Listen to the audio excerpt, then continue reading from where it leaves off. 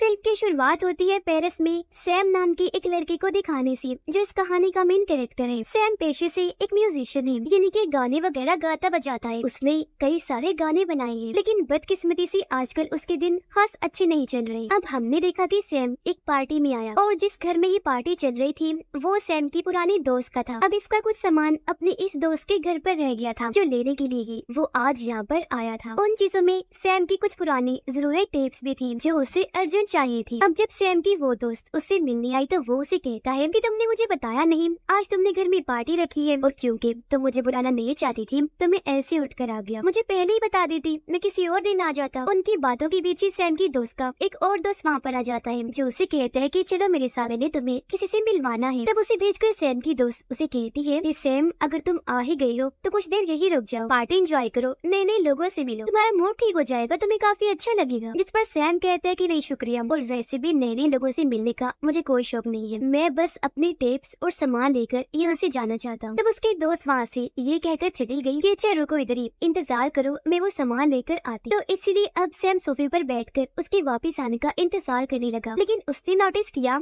कि मेरी दोस्त मुझ पर कोई तवज्जो ही नहीं दे रही। वो मेरी बात को नजरअंदाज करके अपने दोस्तों के साथ मसरूफ है। जिसके बाद वो अपने एक दोस्त को लेकर कमरे में चली जाती है। जो चीज सैम ने भी देख ली थी, उसे बहुत बुरा लगा कि ये मेरी टेप्स ना लाकर ऐसे चली गई है। अब कुछ देर और इंतजार करने के बाद सैम को गुस्सा आ गया, इसलिए वो अपने दोस्त के पास गया। उसे कहता है कि तुम क्या कर रही हो मेरे साथ, देखो मैं यहाँ पर रुकना नहीं चाहता, मुझे मेरा सामान दो, मैं यहाँ से चला जाऊंगा। उसकी दोस्त कहती है कि तुम्हारा सामान बिल्डिंग की दूसरी साइड ऑफिस में पड़ा है, तुम वहाँ जाकर अपना सामान देखो और वहीं रुककर मेरा इंतजार भी करना, क्योंकि मैंने तुमसे कोई बात करनी है, मैं आती हूँ वहाँ पर। अब जब सैम ऑफिस की तरफ जा रहा था तो उसकी टक्कर एक आदमी से हो गई, जिस वजह से उसकी नाक पर चोट लग जाती है, लेकिन फिर भी वो नजरअंदाज करके ऑफिस के अंदर आ गया, अपना सामान चेक करने लगता है जिनमें म्यूजिक टेप्स और कैसेट्स थी। अब वो देखता है कि चोट की वजह से मेरी नाक से खून आ रहा है। उसने नाक पर कपड़ा रख लिया, वो सोफे में बैठ जाता है ताकि खून को रोक सके, लेकिन इसी बीच उसकी आंख लग गई, जबकि बाहर लोग पार्टी एंजॉय कर रहे थे। और फिर कुछ ही देर में उन सबकी चीखों की आवाजें सुनाई देने लगती है, जो आवाजें सैम नहीं सुन पाता क्योंकि वो गहरी नींद में सो रहा है। और अब अगली सुबह जैसे सैम की आंख खुली, वो देखता है कि मैं पूरी रात इस सोफे पर ही सोता रहा। वो अब उठा, अपना सामान लेकर जैसे वहाँ से बाहर आया, आसपास के हालात देखकर उसके होश उड़ जाते हैं। वो दंग रह गया, काफी डर भी जाता है क्योंकि चारों तरफ चीजें टूटी बिखरी हुई पड़ी थी, दीवारों पर, जमीन पर, हर तरफ खून ही खून लगा हुआ था। वो समझ गया कि यहाँ पर जरूर कुछ तो बहुत बुरा हुआ है। वो सोचता है क्या पता कल रात सबकी आपस में लड़ाई हुई हो और एक दूसरे को उन्होंने ऐसे मारा, जिसके बाद तोड़ फोड़ भी मचा दी। तो अब फिर भी घबराते हुए वो आगे बढ़ता है। सब कुछ उसकी समझ से बाहर था, लेकिन तभी वो सामने सीढ़ियों में अपने दोस्त को बैठा हुआ देखता है। वहाँ भी दीवारों पर खून वाले हाथ लगे हुए थे। और अब जैसे सैम ने अपनी दोस्त को आवाज दी, वो उसकी तरफ देखती है, जो बहुत ही डरावनी लग रही थी क्योंकि उसकी आंखें अजीब से ही थी, चेहरे पर खून लगा हुआ था और अजीब सा कट बना हुआ था। और अब वो बुरी तरह से अपना कंट्रोल खोकर सैम की तरफ बढ़ने लगती है, उस पर हमला करने के लिए। अब वो इन्फेक्टेड थी, यानी कि बीमार, किसी वायरस का शिकार हो गई थी। अब उसकी ऐसी हालत देखकर सैम काफी घबरा गया, जल्दी से दरवाजे को बंद कर देता है। सैम अब खिड़की के पास आया और देखता है कि सामने वाली बिल्डिंग में भी उसके दो जैसे इन्फेक्टेड लोग हैं, जो भी अपना कंट्रोल खोकर अजीब तरह से बर्ताव कर रहे हैं, जिससे यहाँ पर पता चला कि सभी इन्फेक्टेड इसलिए हैं क्योंकि वो अब ज़ॉम्बी वायरस का शिकार हैं, जिसकी लपेट में आकर सभी ज़ॉम्बीज बन गए हैं, लोगों को काट काट कर अपने जैसा ही ज़ॉम्बी बना रहे हैं, जिस वजह से हर तरफ तबाही मची हुई थी, खून ही खून फैला हुआ था। तभी उसकी नजर एक फैमिली पर गई, जो गाड़ी में बैठकर यहाँ से भागने की कोशिश कर रही थी। ज़ॉम्बी से बचते हुए वो गाड़ी में तो बैठ गए थे, लेकिन बदकिस्मती से बहुत सारे ज़ॉम्बीज उन्हें देख चुके थे। सैम उन लोगों को वापस बिल्डिंग में वापस जाने का कहता है और अब देखते ही देखते बहुत सारे ज़ॉम्बीज एक साथ आकर उनकी गाड़ी पर झपट पड़ते हैं और उन लोगों को बाहर निकाल कर काट कर अपने जैसा इन्फेक्टेड कर लेते हैं। ये देखकर सैम की जैसे होश उड़ गई। उसे दुख तो हुआ, लेकिन अपनी आंखों पर यकीन नहीं हो रहा था कि ये मैं शहर में क्या तबाही देख रहा हूँ। उसके जहन में कई सारे सवाल उठ रहे थे कि आखिर एक ही रात में ये सब कैसे हो गया। एक वक्त में तो उसे ऐसा लगा जैसे ये सब मेरा बुरा सपना हो, लेकिन जल्दी उसे एहसास हो गया ये कोई बुरा सपना नहीं बल्कि सच है। थोड़ी देर के बाद सैम वहाँ पर पड़े हुए कपड़ों में से मोबाइल्स निकालने लगता है। ये कपड़े असल में रात में पार्टी में आने वाले सब लोगों के थे। सैम उन सब की मोबाइल्स में वॉइस मैसेज सुनता है, जो उन लोगों को उनके प्यारों फैमिलीज की तरफ से आए थे। वो बातें सुनकर सैम काफी जज्बाती हो गया, क्योंकि वॉइस मैसेज में जैसा उसने सुना उसे अंदाजा हो गया था कि अब शायद दुनिया पर से पूरी इंसानियत का खात्मा होने वाला है। जिसके बाद वो छत पर गया, देखता है कि पूरे ही शहर का ऐसा हाल है। वो बौखला गया, उसे समझ ही नहीं आती कि मैं क्या करूं। काफी सोचने के बाद वो फैसला करता है कि जब तक कोई मदद नहीं आती मैं यहीं पर इस बिल्डिंग में ही रहूंगा। इसलिए वो वहाँ जमीन पर लगे खून को साफ करने लगता है, ये सोचकर कि कहीं इस खून से मैं भी इन्फेक्टेड ना हो जाऊं और बाद में ज़ॉम्बी बन जाऊं। अब सफाई करते हुए उसे नीचे वाले फ्लोर से कुछ आवाजें आने लगती हैं। वो अब कान लगाकर जैसे सुनने की कोशिश करता है तो अचानक गोली चलती है, जिससे एकदम डरकर वो पीछे हट जाता है। पर वो गोली इस फ्लोर के आर पार हो गई और इस वाले फ्लोर का थोड़ा सा हिस्सा टूट जाता है जहाँ पर सैम था। और अब सैम फ्लोर के छेद से देखता है कि नीचे एक बड़ा आदमी था। उसने दरअसल अपनी जान लेने के लिए खुद को शूट किया है। अब लोहे का एक रॉड लेकर सैम फ्लोर को और तोड़ने लगता है, इस उम्मीद के साथ कि शायद नीचे वाले फ्लोर से मुझे खाने पीने का या जरूरत का सामान ही मिल जाए। नीचे आकर वो देखते हैं कि इस बूढ़े आदमी की वाइफ बीमार हो गई थी, यानी कि वो भी ज़ॉम्बी बन गई थी। तो इसीलिए बूढ़े आदमी ने पहले उसे शूट करके मार दिया, जिसके बाद खुद को भी शूट करके अपनी जान ले ली। अब सैम बूढ़े आदमी की लाश पर भी कपड़ा डाल देता है, फिर उसकी गन लेकर दरवाजे की तरफ आगे बढ़ने लगा। बाहर आकर वो देखता है कि वहाँ पर बहुत सारे ज़ॉम्बीज खड़े हुए हैं। अब इससे पहले वो अंदर आती सैम धीरे धीरे आगे बढ़ा और इस घर का मेन दरवाजा जल्दी से बंद कर देता है। फिर किचन में से उसे शराब की एक बोतल मिल जाती है और वहाँ पड़ा थोड़ा सा खाना भी, जिसे वो खा लेता है। साथ में उसे गन की और भी कई सारी गोलियां मिल जाती हैं, जिनको भी वो अपने पास ही रख लेता है। जिसके बाद वो गया बिल्डिंग की ऑफिस, जहाँ उसे खाने का बहुत सारा सामान मिल जाता है। क्योंकि उसे भूख लगी थी तो वो यहाँ पर कुछ खाना खा लेता है। अब ऑफिस में इस बिल्डिंग की सारे फ्लोर्स की वहाँ पर चाबियां लटकी हुई थी, जिन सबको वो ले लेता है और फिर एक फ्लोर की चाबी से उस फ्लोर को खोल के अंदर चला गया, ताकि यहाँ से भी खाने पीने और जरूरत का सामान इकट्ठा कर सके। वो सोचता है कि जितना हो सके उतना ही खाना मैंने जमा करना है, क्योंकि जरा भी अंदाजा नहीं था कि वो यहाँ पर कब तक रुकने वाला था। और अब जब वो इस घर में आया तो उसे पता चला कि यहाँ पर कुछ इन्फेक्टेड लोग हैं, यानी कि ज़ॉम्बीज जो इस फैमिली के ही हैं। वो एक जगह पर छुपे हुए थे और अब वो सैम को पकड़ के उस पे हमला कर देती है। अब इससे पहले वो सैम को काटते वो जैसी तैसी उनसे बचकर वहाँ से भाग जाता है, पर जाते जाते उसने उस घर पर निशान बना दिया था, यानी कि यहाँ पर नहीं जाना क्योंकि यहाँ खतरा है, ज़ॉम्बीज है। जिसके बाद अब वो गया एक दूसरे घर में। एक कमरे में उसे ड्रम और कई सारे म्यूजिकल इंस्ट्रूमेंट्स मिलते हैं। ये कमरा दरअसल एक म्यूजिशियन का था और क्योंकि सैम भी एक म्यूजिशियन ही था तो उसे ये सारा सामान काफी पसंद आया। वो यहाँ आकर काफी खुश हो जाता है। अब इस घर के बाद सैम दोबारा से अपने घर में वापस आ जाता है। वो म्यूजिक टेप और कैसेट्स उठाकर एक जगह पर बैठ गया। टाइम गुजारने के लिए वो उनमें से कुछ कैसेट्स को सुनने लगता है। उसे काफी अच्छा लगा और ऐसे टाइम पास होकर उसका पहला दिन गुजर जाता है। अगली सुबह वो देखता है कि लिफ्ट में एक बूढ़ा आदमी है जो भी ज़ॉम्बी बन गया है। अब यह सैम के पास गन थी, अगर वो चाहता तो इस बूढ़े आदमी को मार सकता था, पर उसे इस पर तरस आ गया था क्योंकि ये बूढ़ा ज़ॉम्बी उसे खतरनाक नहीं लग रहा था। पर यहाँ सैम लिफ्ट के दरवाजे पर अपने बेल्ट को बांध देता है ताकि वो लिफ्ट से बाहर ना आ सके। और अब वो दोबारा से उस वाले फ्लोर पर जाकर वहाँ का ड्रम बजाने लगता है। वो काफी इंजॉय कर रहा था, पर उसे इस बात का अंदाजा नहीं था कि इस आवाज को सुनकर बहुत सारे ज़ॉम्बीज का ध्यान इस फ्लोर की तरफ हो गया है और वो एक साथ इसके दरवाजे पर आ गए हैं। अब खिड़की के पास जाकर ये चीज जब उसने देखी तो वापिस से अपने फ्लोर में आ जाता है, लेकिन तभी उसे अजीब तरह की गली सड़ी बदबू आने लगती है क्योंकि नीचे वाले फ्लोर में जो लाशें थी वो अब सड़ने लगी। अब पहले तो सैम इन लाशों को एक एक करके बाहर ले जाने लगा ताकि वो इनको फेंक कर ठिकाने लगा सके, लेकिन तभी उसे ख्याल आया कि थे तो ये इंसान ही ना, तो मैं इन्हें ऐसे कचरे की तरह नहीं फेंक सकता। थोड़ा सोचने के बाद वो उन दोनों लाशों को बेड पर लिटा देता है। लाशों को भी उसने अच्छी तरह से लपेट दिया था, फिर कमरे को भी लॉक करने के बाद अच्छे से सील कर दिया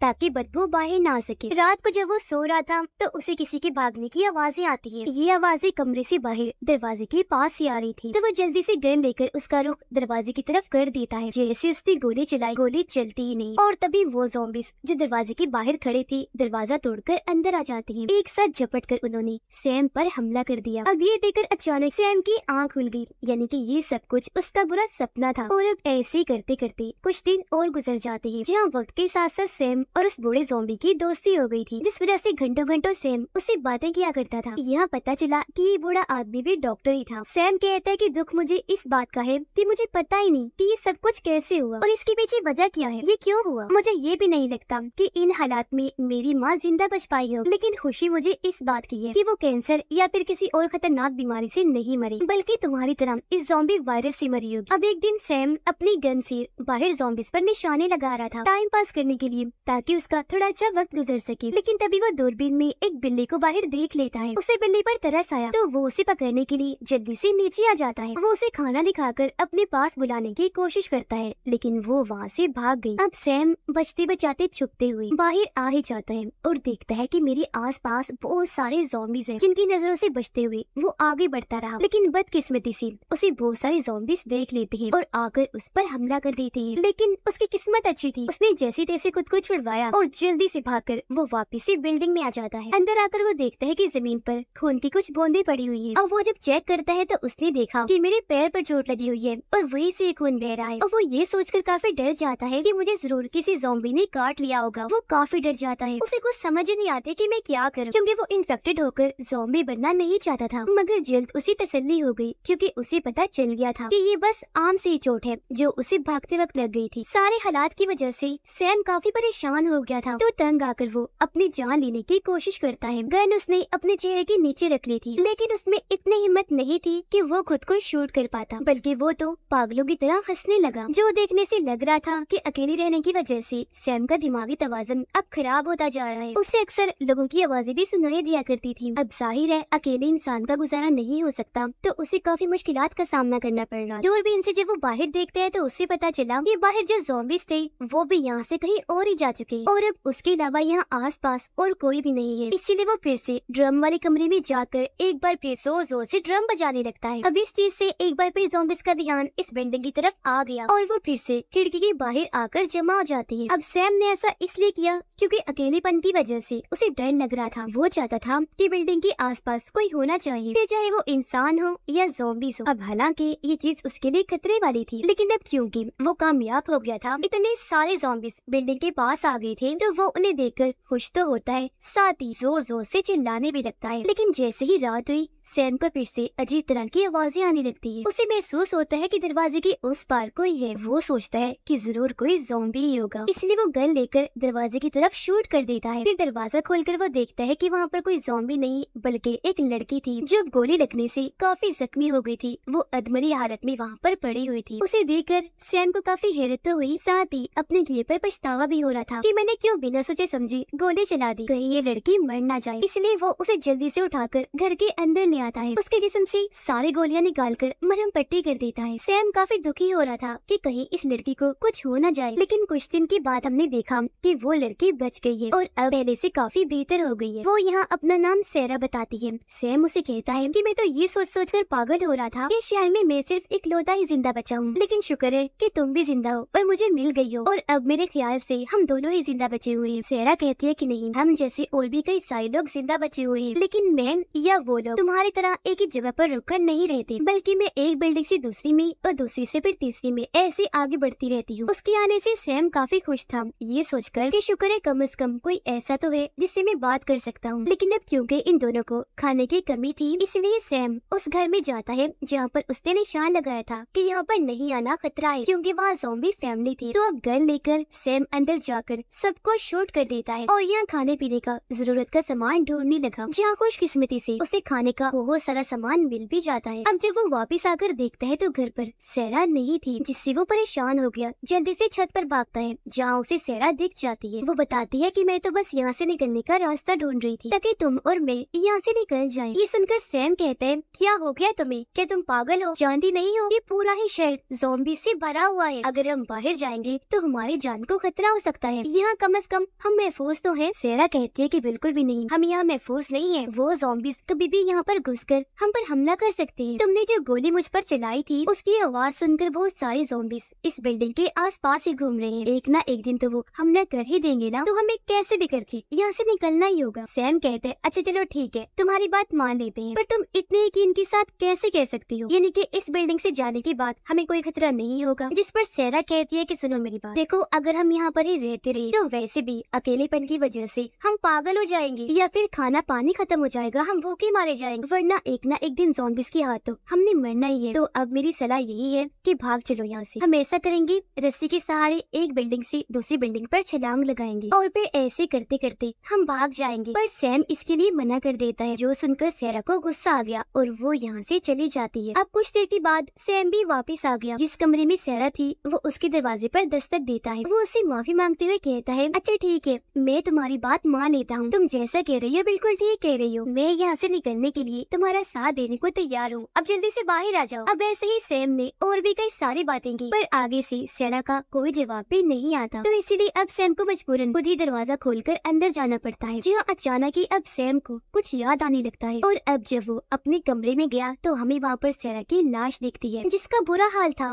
वो सड़ चुकी थी। असल में सैरा तो उस रात ही मर चुकी थी जब सैम ने उसे शूट किया था। उसे इस बात की शर्मिंदगी थी कि मैं उसे नहीं बचा सका। और अब तक सैम जिस सैरा के साथ था वो तो उसकी इमेजिनेशन थी, यानी कि उसका ख्याल। उसने ऐसी ख्याली दुनिया बना ली जहाँ पर उसे सैरा मिली। ऐसा इसलिए हुआ क्योंकि अकेलेपन की वजह से उसका दिमाग इस तरह से काम कर रहा है कि उसने अपनी ही ख्याली दुनिया बना ली। लेकिन सैरा का उसे दिखना एक वजह भी थी, क्योंकि सैरा ने उसे समझा दिया था कि यहाँ से भागना कैसे है। इसलिए अब वो इस बिल्डिंग से जाने का फैसला करता है, क्योंकि उसका दिमाग वैसे भी उसे बार बार ये समझाने की कोशिश कर रहा था कि तुम्हें हिम्मत नहीं हारनी चाहिए सैम, तुम्हें खुद को एक मौका देना चाहिए, यहाँ से बाहर निकलो वरना यही पड़े पड़े तो मारे जाओगे। और अब क्योंकि सैम पक्का फैसला कर चुका था, इसलिए वो अपनी सारी टेप्स जो उसकी यादें थी उनको आग लगा देता है। और क्योंकि इन टेप से उसका माजी जुड़ा हुआ था तो टेप्स के जलते ही उसकी यादें भी जल गई, जिसके बाद वो यहाँ से निकलने के लिए आगे बढ़ा। जाते हुए सैम उस बूढ़े ज़ॉम्बी को भी आजाद कर देता है, जिसे कई महीनों से उसने लिफ्ट में बंद करके रखा हुआ था। आजाद होते ही बूढ़ा ज़ॉम्बी सैम के पीछे पीछे आता है, लेकिन उसे कोई नुकसान नहीं पहुंचाता। सैम बूढ़े ज़ॉम्बी को एक कमरे में छोड़कर वहाँ का दरवाजा बंद कर देता है। अब वो जैसी बिल्डिंग से निकलने वाला था, यहाँ पर फायर अलार्म बजने लगता है, जो दरअसल उन टेप्स में लगी आग की वजह से बज रहा था। इसी वजह से वहाँ पर सारे यहाँ तक कि इमरजेंसी दरवाजे भी खुल गए और बहुत बड़ी तादाद में ज़ॉम्बीज़ अंदर आना शुरू हो जाते हैं। वो अब सैम के पीछे पड़ गई।